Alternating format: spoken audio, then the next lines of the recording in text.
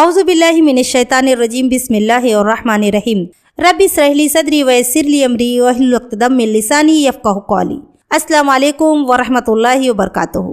আজকে আমরা আর-রাহিকুল মাখতুম কিতাব থেকে দ্বিতীয় পর্ব শুরু করছি, যেখানে আমরা সৌভাগ্যময় জন্ম এবং পবিত্র জীবনের 40 বছর অধ্যায়টিকে কন্টিনিউ করব। তাহলে আজকের ভিডিও শুরু করা যাক। বিসমিল্লাহির রহমানির রহিম। বক্ষ বিদারণ। এভাবে দুগ্ধপানের সময়সীমা অতিক্রান্ত হয়ে যাওয়ার পরও বালক নবী করিম সাল্লাল্লাহু আলাইহি সাল্লাম বনু সাদ গোত্রের অবস্থান করতে থাকলেন। ইবনে ইসহাকের বর্ণনা মতে তৃতীয় দফায় বনু সাদ গোত্রের অবস্থানকালে কয়েক মাস পর পক্ষান্তরে মুহাক্কিকগণের বর্ণনার মতে জন্মের চতুর্থ কিংবা পঞ্চম বছরে তার বক্ষ বিদারণের ঘটনাটি ঘটে। আনাস রাদিয়াল্লাহু তাআলা আনহু হতে সহিহ মুসলিমে ঘটনাটির বিস্তারিত বিবরণ বর্ণিত আছে। ব্যাপারটি হচ্ছে, একদিন বালক নবী করিম সাল্লাল্লাহু আলাইহি সাল্লাম যখন সঙ্গী সাথীদের সঙ্গে খেলাধুলা করছিলেন, এমন সময় জিবরাইল আলাইহিস সালাম সেখানে এসে উপস্থিত হন। তারপর তাকে একটু দূরে নিয়ে গিয়ে চিৎ করে শুইয়ে দিলেন এবং তার বক্ষ বিদীর্ণ করে হৃৎপিণ্ডটি বের করে আনলেন। তারপর তার মধ্য থেকে কিছুটা জমাট রক্ত বের করে নিয়ে বললেন, এটা হচ্ছে শয়তানের অংশ যা তোমার মধ্যে ছিল। তারপর হৃৎপিণ্ডটি একটি সোনার তস্তরিতে রেখে জমজমের পানি দ্বারা তা ধুয়ে তার যথাস্থানে প্রতিস্থাপন করে কাটা অংশ জোড়া লাগিয়ে দিলেন। এই সময় তার খেলার সঙ্গী সাথীগণ দৌড়ে গিয়ে দুধ মা বিবি হালিমাকে বলল যে মুহাম্মদ সাল্লাল্লাহু আলাইহি সাল্লাম নিহত হয়েছেন। বিবি হালিমা এবং তার স্বামী একথা শুনে অত্যন্ত উদ্বিগ্ন ও অস্থির হয়ে সেখানে উপস্থিত হয়ে নবী করিম সাল্লাল্লাহু আলাইহি সাল্লামের মুখমণ্ডলে মালিন্য এবং পেরেশানির ভাব লক্ষ্য করলেন। এই অবস্থার মধ্যে তারা তাকে বাড়িতে নিয়ে এসে তারা সেবা যত্নে লিপ্ত হলেন। আনাস বলেন, আমি তার বক্ষে ওই সেলাইয়ের চিহ্ন দেখেছি, স্নেহময়ী মাতৃকোড়ে। বালক নবী করিম সাল্লাল্লাহু আলাইহি সাল্লামের বক্ষ বিতরণের ঘটনায় দুধ মা হালিমা ভীত সন্ত্রস্ত হয়ে তাকে তার মার নিকট ফেরত দেন। এভাবে রাসূলুল্লাহ সাল্লাল্লাহু আলাইহি সাল্লাম 6 বছর বয়স পর্যন্ত মা হালিমার ঘরে বড় হন। দুধ মার ঘর থেকে প্রাণের টুকরো নয়নমণি সন্তানকে ফেরত পাওয়ার পর বিবি আমিনা ইয়াসরিব গিয়ে তার স্বামীর কবর জিয়ারাত করার মনস্থ করেন। তারপর শ্বশুর আব্দুল মুতালিবের ব্যবস্থাপনায় শিশুপুত্র মোহাম্মদ সাল্লাল্লাহু আলাইহি সাল্লাম এবং পরিচারিকা উম্মু আইমানকে সঙ্গে নিয়ে মক্কা মদিনার মধ্যবর্তী 500 কিলোমিটার পথ অতিক্রম করে মদিনায় পৌঁছেন। সেখানে 1 মাস অবস্থানের পর মক্কায় ফেরার উদ্দেশ্যে তিনি মদিনা থেকে যাত্রা করেন। সামনে মক্কা অনেক দূরের পথ, পেছনে মদিনা তুলনামূলক কম দূরত্বে অবস্থিত। পথ চলার এমন এক পর্যায়ে বিবি আমিনা হয়ে পড়লেন অসুস্থ। ক্রমান্বয়ে বাড়তে থাকলো তার অসুখ। তারপর তিনি ইয়েতিম শিশু নবী করিম সাল্লাল্লাহু আলাইহি সাল্লাম এবং আত্মীয় স্বজনকে শোক সাগরে ভাসিয়ে আবওয়া নামক স্থানে মৃত্যুবরণ করেন। পিতামহের স্নেহ ছায়ার আশ্রয়। পিতার মৃত্যুর পর রইলেন স্নেহময়ী মা। মাতার মৃত্যুর পর বেঁচে রইল বৃদ্ধ দাদা। মায়ের মৃত্যুর পর শোকাভিভূত দাদা নিয়ে এলেন পিতামাতাহীন পুত্রকে নবুয়ত ও রিসালাতের নিকেতন মক্কায়। প্রাণের চেয়ে বেশি প্রিয় পুত্র আবদুল্লাহর মৃত্যুতে আব্দুল মুতালিব যতটা ব্যথা অনুভব করেছিলেন তার চেয়েও অনেক বেশি ব্যথা অনুভব করলেন পুত্রবধূ আমিনার মৃত্যুতে। কারণ আবদুল্লাহর মৃত্যুর পর শিশু মুহাম্মদ সাল্লাল্লাহু আলাইহি সাল্লামের অবলম্বন ছিলেন তার মা আমিনা, কিন্তু মায়ের মৃত্যুর পর তার যে আর কোনো অবলম্বনই রইল না। এই দুঃখ তার শতগুণ বেড়ে গেল। অন্যদিকে তেমনি আবার এতিম শিশুটির জন্য তার স্নেহ সুধাও শতধারায় বর্ষিত হতে থাকলো। মনে হতো যেন ওরসজাত সন্তানের চেয়েও বেশি মাত্রায় তিনি তাকে স্নেহ করতে লাগলেন। ইবনে হিসামের বর্ণনায় আছে যে কাবা ঘরের ছায়ায় আব্দুল মুতালিবের জন্য বিশেষ একটি আসন বিছানো থাকত। আব্দুল মুতালিব এই আসনে বসতেন এবং সন্তানগণ বসতেন সেই আসনের পার্শ্ববর্তী স্থানে। পিতার সমানার্থে তার কোনো সন্তান এই আসনে বসতেন না, কিন্তু শিশু নবী করিম সাল্লাল্লাহু আলাইহি সাল্লাম সেখানে আগমন করে সেই আসনেই বসতেন।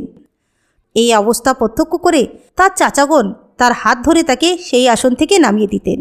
কিন্তু আব্দুল মুতালিবের উপস্থিতিতে শিশু নবী করিম সাল্লাল্লাহু আলাইহি সাল্লামকে সেই আসন থেকে নামাবার চেষ্টা করা হলে তিনি বলতেন, ওকে তোমরা এই আসনে থেকে নামানোর চেষ্টা করো না, ওকে ছেড়ে দাও।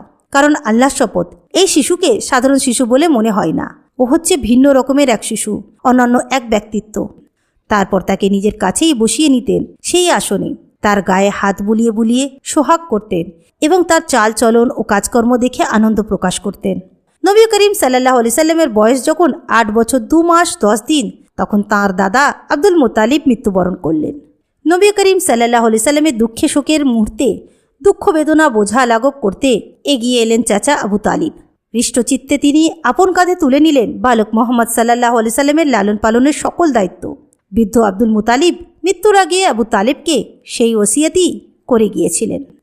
স্নেহশীল পিতব্যের তত্ত্বাবধানে পিতার অন্তিম ওসিয়তের প্রতি শ্রদ্ধাশীল আবু তালিব অত্যন্ত যত্ন সহকারে ভ্রাতুষ্পুত্র ও ভবিষ্যতের নবী মোহাম্মদ সাল্লাল্লাহু আলাইহি সাল্লামকে লালন পালন করতে থাকেন। আবু তালিব তাকে যে আপন সন্তানীদের অন্যতম হিসেবে লালন পালন করতে থাকেন তাই নয়, বরং নিজ সন্তানের চেয়েও অধিক স্নেহ মমতা দিয়েই তাকে প্রতিপালন করতে থাকে। অধিকিন্ত পিতা আব্দুল মুতালিবের মতোই তিনিও তাকে নানাভাবে সম্মান প্রদর্শন করতে থাকেন। রাসূলুল্লাহ সাল্লাল্লাহু আলাইহি সাল্লামের 40 বছর বয়স পর্যন্ত এভাবে তিনি বিচক্ষণ চাচার অধীনে লালিত পালিত হতে থাকেন। চাচা তার পক্ষে লোকের সঙ্গে বাগবিতানটাও করতেন। তার চাচার সঙ্গে সংশ্লিষ্ট অনন্য ঘটনাবলী প্রসঙ্গক্রমে পরবর্তী পর্যায়ে আলোচনা করা হবে। চেহারা মুবারক হতে রহমত বর্ষণের অন্বেষণ। ইবনে আসাকে জালহুমা বিন উরফুতাহ থেকে বর্ণনা করেছেন যে, আমি একবার মক্কায় আগমন করলাম। দুর্ভিক্ষের কারণে মানুষ তখন অত্যন্ত নাজেহাল এবং সংকটাপন্ন অবস্থায় নিপতিত ছিলেন। কুরাইশগণ আবু তালিবকে বললেন, হে আবু তালিব, আরববাসীগণ দুর্ভিক্ষজনিত চরম আকালের সম্মুখীন হয়েছেন। চলুন সকলে বৃষ্টির জন্য আল্লাহ তাআলার নিকটে দোয়া করি। এই কথা শ্রবণের পর আবু তালিব এক বালককে অর্থাৎ বালক নবী করিম সাল্লাল্লাহু আলাইহি সাল্লামকে সঙ্গে নিয়ে বের হলেন। ওই বালককে আকাশে মেঘাচ্ছন্ন এমন এক সূর্য বলে মনে হচ্ছিল, যা থেকে ঘন মেঘমালা যেন এখনই আলাদা হয়ে গেল। সেই বালকের আশেপাশে আরও অন্যান্য বালকও ছিল, কিন্তু এই বালকটির মুখমণ্ডল থেকে এ বৈশিষ্ট্য যেন ছড়িয়ে পড়ছিল। আবু তালিব সেই বালককে হাত ধরে কাবাগৃহের নিকট নিয়ে গেলেন এবং কাবার দেয়ালের সঙ্গে তার পিঠ লাগিয়ে তাকে দাঁড়িয়ে থাকতে বললেন। বালক তার চাচার হাতের আঙুল ধরে দাঁড়িয়ে থাকলেন। সেই সময় আকাশে এক টুকরো মেঘও ছিল না, অথচ কিছুক্ষণের মধ্যেই মেঘে মেঘে আকাশ ছেয়ে গিয়ে আঁধার ঘনিয়ে এলো এবং মুষলধারে বৃষ্টিপাত শুরু হলো। বৃষ্টিপাতের পরিমাণ এত বেশি হলো যে উপত্যকায় প্লাবনের সৃষ্টি হয়ে গেল এবং এর ফলে শহর ও মরু অঞ্চল পুনরায় সতেজ সজীব হয়ে উঠল। এই ঘটনার পরিপ্রেক্ষিতে আবু তালিব মোহাম্মদ সাল্লাল্লাহু আলাইহি সাল্লামের যে প্রশংসা গীতি গেয়েছিলেন তার অর্থ হচ্ছে, তিনি অত্যন্ত সৌন্দর্যমণ্ডিত। তার চেহারা মুবারক দ্বারা রহমতের বৃষ্টি আনেশন করা হয়ে থাকে। তিনি ইয়েতিমদের আশ্রয়স্থল এবং স্বামীহারাদের রক্ষক। কথিত আছে যে এই বর্ণনা সূত্র কিছুটা সন্দেহযুক্ত।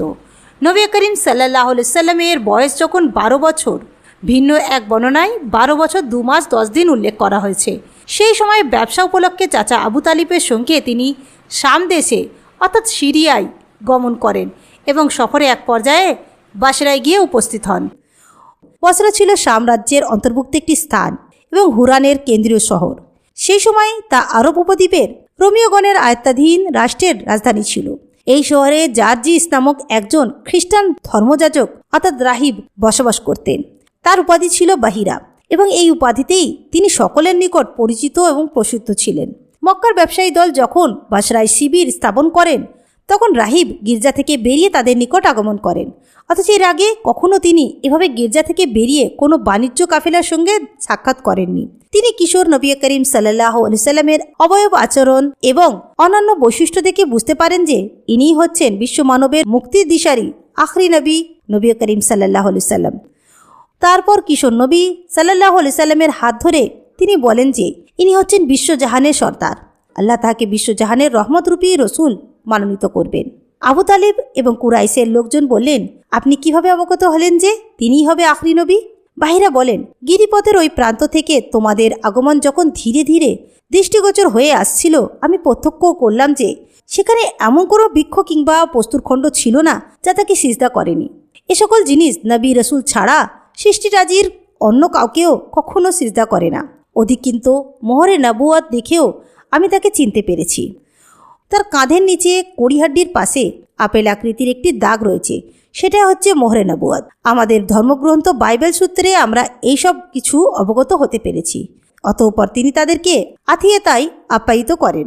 এরপর বাহিরা আবু তালিবকে বলেন, একে সঙ্গে নিয়ে শামের ভ্রমণ করবেন না, শীঘ্রই একে দেশে ফিরিয়ে নিয়ে যান, কারণ এর পরিচয় অবগত হলে ইহুদি এবং রুমিগণ একে হত্যা করে ফেলতে পারে। এ কথা জানার পর আবু তালিব তাকে কয়েকজন গোলামের সাথে মক্কা ফেরত পাঠানোর ব্যবস্থা করেন। ফিজার যুদ্ধ। নবী করিম মোহাম্মদ সাল্লাল্লাহু আলাইহি সাল্লামের বয়স যখন 20 বছর, তখন ওকাজ বাজারে একটি সংঘটিত হয়। এই যুদ্ধের এক পক্ষে ছিলেন কুরাইশগণ এবং তাদের মিত্র বনু কিনানা, বিপক্ষে ছিলেন কায়েস আইলান। এই যুদ্ধ ফিজার যুদ্ধ হিসেবে খ্যাত, কেননা বনু কিনাহার বারাজ নামে এক ব্যক্তি কায়েস আইলানের 3 লোককে হত্যা করে। এ খবর ওকাজে পৌঁছলে উভয় দলের লোকের মাঝে উত্তেজনা ছড়িয়ে পড়ে, যুদ্ধ বেঁধে যায়। কুরাইশ কিনানা মিত্রপক্ষের সেনাপতি ছিলেন হারাব বিন উমাইয়া, কারণ প্রতিভা এবং প্রতিপত্তির ফলে তিনি কুরাইশ ও কিনানা গোত্রের মধ্যে নিজেকে মান মর্যাদার উচ্চস্থানে প্রতিষ্ঠিত করে নিতে সক্ষম হয়েছিলেন। প্রথম দিকে কিনানার উপর কায়েসদের সমর্থন ছিল বেশি, কিন্তু পরবর্তী পর্যায়ে কিনানাহাদেরই সমর্থন হয়ে যায় বেশি। অতঃপর কুরাইশের কতক ব্যক্তি উভয় পক্ষের নিহতদের বিষয়ে সমঝোতার লক্ষ্যে সন্ধির প্রস্তাব দেন এবং বলেন যে কোনো পক্ষে বেশি নিহত থাকলে অতিরিক্ত নিহতের দিয়াত গৃহীত হবে। এতে উভয় পক্ষ সম্মত হয়ে সন্ধি করে এবং যুদ্ধ পরিত্যাগ করে তাদের মধ্যে শত্রুতা বিদ্বেষ ভুলে যায়। একে ফিজার যুদ্ধ এই জন্যেই বলা হয় যে এতে নিষিদ্ধ বস্তুসমূহ এবং পবিত্র মাসের পবিত্রতা উভয় বিনষ্ট করা হয়। রাসূলুল্লাহ সাল্লাল্লাহু আলাইহি সাল্লাম কিশোর বালক অবস্থায় এই যুদ্ধে গমন করেছিলেন। এই যুদ্ধে তিনি তীরের আঘাত থেকে তার চাচাদের রক্ষার কাজে নিয়োজিত ছিলেন। তো আজকে আমরা আর রাহকুল মাকতুব কিতাব থেকে সৌভাগ্যময় জন্ম এবং পবিত্র জীবনের 40 বছর অধ্যায় থেকে দ্বিতীয় ভিডিও পোস্ট করলাম। ইনশাআল্লাহ নেক্সট ভিডিওতে এই অধ্যায়টিকে কন্টিনিউ করব। ইনশাআল্লাহ নেক্সট ভিডিওতে আপনাদের সঙ্গে আবার দেখা হবে। আসসালামু আলাইকুম ওয়া রাহমাতুল্লাহি ওয়া বারাকাতুহু।